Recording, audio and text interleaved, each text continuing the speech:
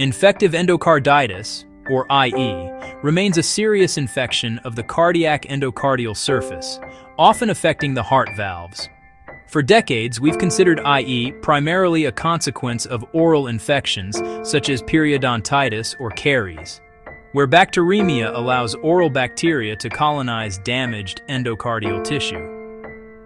However, recent studies suggest that the relationship might actually go both ways, where infective endocarditis itself can contribute to secondary infections in the mouth.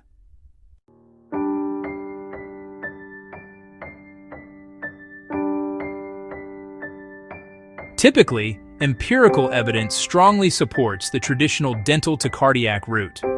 In particular, viridins streptococci, Streptococcus sanguinis, and Gemella morbillorum cause roughly 40% of community-acquired IE.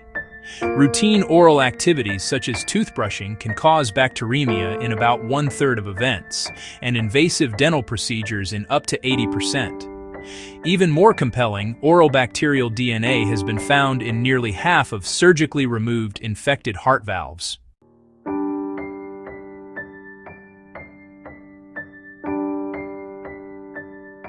Interestingly, the reverse process also shows biological plausibility. Between 20 and 50% of patients with infective endocarditis develop septic emboli, and some of these occur in the head and neck region, producing abscesses or jaw osteomyelitis. Molecular studies have even identified identical bacterial genotypes in both cardiac and oral samples. Persistent bacteremia, immune dysregulation, and reduced salivary flow during systemic infection all make oral reinfection more likely.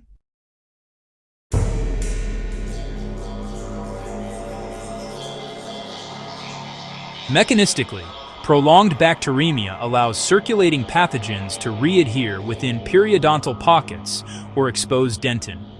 At the same time, long-term antibiotic therapy and inflammation disrupt the normal oral microbiome.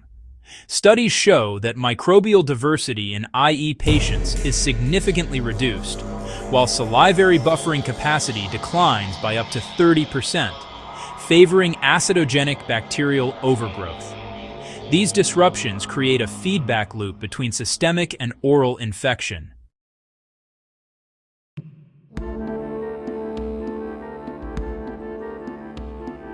From a clinical standpoint, these findings emphasize prevention and collaboration. Even if good oral hygiene remains the most cost-effective protection against bacteremia, clinicians should consider secondary seeding as part of the differential diagnosis for patients who present with oral abscesses, especially those with active or recent infective endocarditis.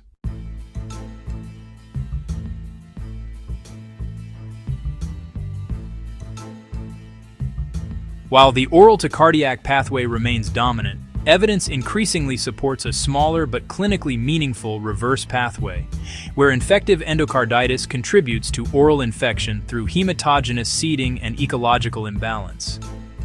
Recognizing this bidirectional relationship enhances diagnostic vigilance and reinforces the importance of integrated oral systemic healthcare.